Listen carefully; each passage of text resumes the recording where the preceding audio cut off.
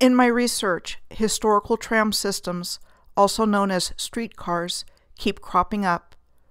I started to notice a close connection between not only trams, trains, canals, and star forts, but the incredible similarity between these systems all over the world.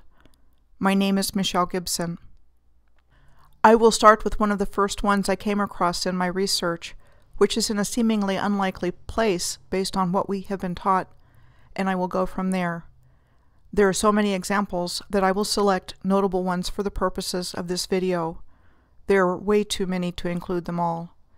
In South America, Manaus is a remote city in the heart of the Amazon rainforest in Brazil, and is, for all intents and purposes, accessible only by boat or plane.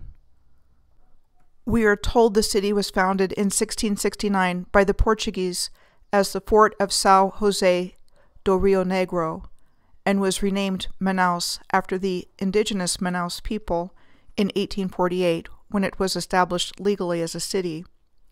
This is a depiction of the star fort that used to be there. Manaus became the capital of Brazil's Amazonas province in 1850. The historical narrative we are given says that rubber made Manaus the wealthiest city in South America in the late 1800s, and wealthy European families are said to have settled in Manaus, bringing their European art, architecture, and culture with them. It was a city, at that time, with electric trams and streetlights. Electric trams and streetlights? In the middle of the Amazon rainforest?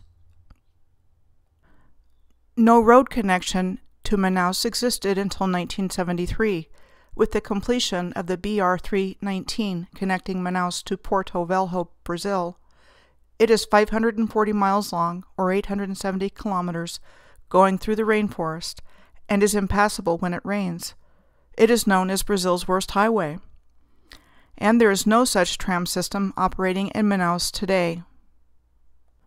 The history we have been taught does not provide an adequate explanation for what was really going on here.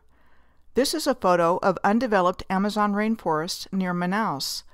How are they supposed to have built all of this in the mid to late 1800s under these conditions? In North America, Montgomery, Alabama is one of the places we are told was the first place in the world said to have had a citywide system of electric trams established in 1886, known as the Lightning Route. The technology for this was said to have been developed by Belgian-American inventor Charles Joseph van de Poel, who was born in 1846 and died in 1892. He was credited with the development of electric railways, with his first being established in Chicago in 1883. Prior to this time, rail lines were said to have been in existence since earlier in the 1800s, with locomotion provided by either steam engine or horse. For some reason, the Lightning Route in Montgomery only operated for 50 years, when in 1936, the streetcars were retired in a big ceremony and replaced by buses. We are also told that the world's first electric tram system was developed in 1880 by Fyodor Pirotsky, born in 1845 and died in 1898, and tested in Sestroretsk, near St. Petersburg, Russia, in 1880. I have consistently found forts, castles, and other significant and ancient sites in the vicinity of railways and tramways. This is Fort Negley in Nashville, Tennessee, with rail lines close to it, on the other side of the baseball field. I am really curious about why a baseball field is located right next to the star Fort Negley, and perhaps someday will research the real possibility of a connection of ball fields and other athletic fields to the ancient advanced civilization.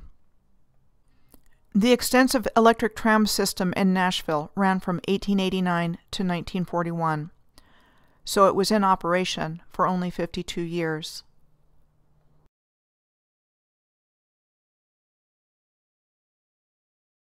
Some cities kept their electrically powered mass transit tram systems in operation, but many did not.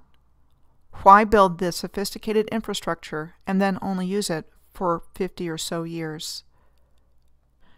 In Indiana, the Terre Haute, Indianapolis, and Eastern Traction Company was formed in 1907 and the second largest interurban in Indiana, which is a type of electric railway with over 400 miles of track. It was incorporated into the Indiana Railroad in 1931. I looked to see what was in this area in the way of forts and found Fort Harrison, near Terre Haute. It is typically depicted as a wooden structure like this. I found this postcard, however, showing the pavilion entrance to Fort Harrison as having a masonry structure.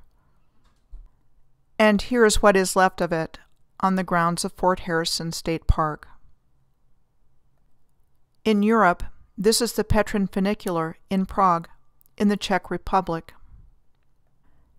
It links the Malá Strana district with the top of Petrin Hill, which overlooks the old city of Prague, where there is a lookout tower that looks a lot like the Eiffel Tower in Paris, and was said to have been built in 1891 for the Jubilee exhibition held in Prague, also known as the General Land Centennial Exhibition. 1891 was the same year that Prague's electric tram system was said to have been established. Stefanik Observatory is also on Petrin Hill, as well as Strahov Monastery. The Prague Castle is a castle complex said to have been built starting in 870 AD and a seat of power for the kings of Bohemia, the Holy Roman Emperors, and the presidents of Czechoslovakia since 1918.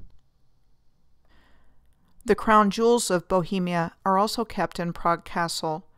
These are power objects in their own right, but that's another story that I don't know much about. I just know royal objects such as these are specific power instruments for the ruler. The Prague Castle complex is close to the Petrin Hill area, which includes the great Strahov Stadium, which can be accessed by the funicular or several of the tram lines. It is the largest stadium in the world, with a capacity to have 250,000 spectators. It is a UNESCO Cultural Heritage Site. When I was researching Edinburgh for how monuments and memorials hide the advanced ancient civilization, I noticed railroad tracks at the base of Calton Hill. There is a great deal to see on Calton Hill, the seat of Scottish government, and among other things, it is the location of the Edinburgh City Observatory, like the Stefanik Observatory on Petrin Hill in Prague. The Edinburgh Waverley train station is at the base of Calton Hill, and this is what it looks like on the inside. There are actually railroad tunnels going right through Calton Hill.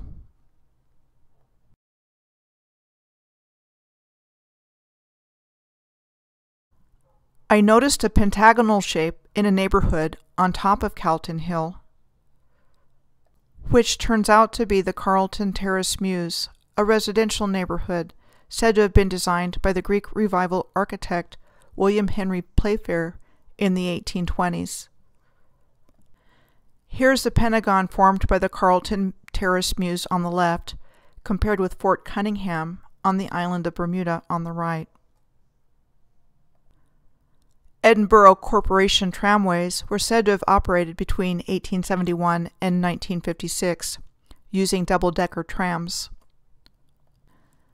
In Asia, Hong Kong Tramways began operating in 1904 and owns the world's largest operational double-decker tram fleet, with the system still in use there today. I looked into whether or not there were any star forts in Hong Kong. There is a Fortress Hill there, on the north shore of Hong Kong Island, and served by the Hong Kong Tramways and the Rapid Transit Railway called the MTR. The North Point Power Station was located near Fortress Hill and was severely damaged during the World War II Battle of Hong Kong, just prior to the Japanese occupation of Hong Kong, which started on December 25, 1941. Check out the big megalithic-looking stones in this picture of North Point in 1941. Beijing was said to have had the first tram system in China, opening in 1899. I found Wanping Castle in Beijing, located right next to railroad tracks. Also called Wanping Fortress and Wanping Ancient Town, it is called a Ming Dynasty walled city that was built between 1638 and 1640.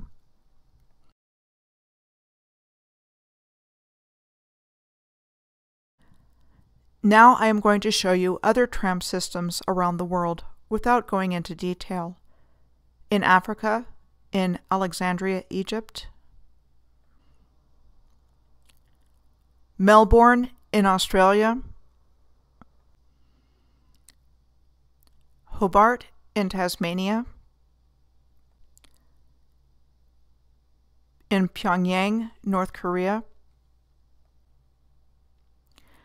in Seoul, South Korea, in Hanoi, North Vietnam, in Saigon, South Vietnam, in Moscow, Russia, Augsburg, Germany, Leeds, England,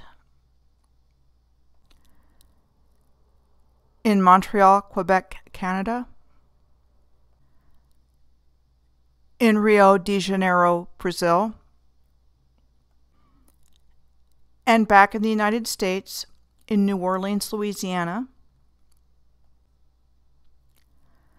in Charlotte, North Carolina, and here's another one in Charlotte, in a quiet residential neighborhood, and in Denver, Colorado, to name just a few.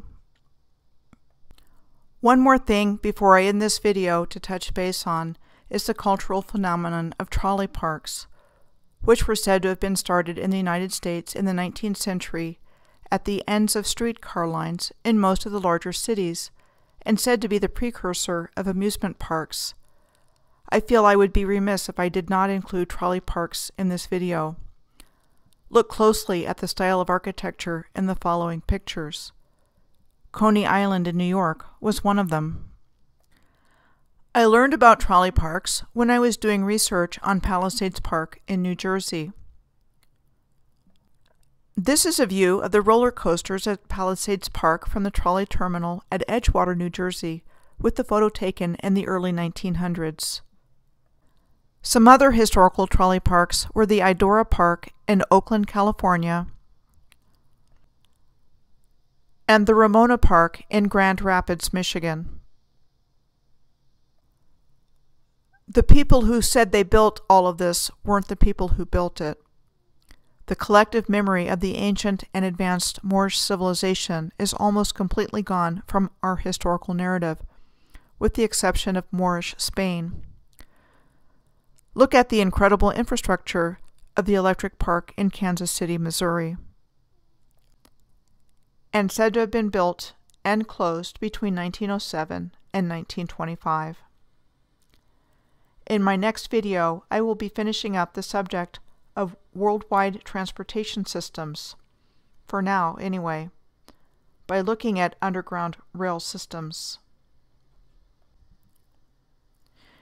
If you are interested in financially supporting my work, I will accept donations on my website, www.piercingtheveilofillusion.com, and I have a Patreon account at www.patreon.com/piercingtheveilofillusion.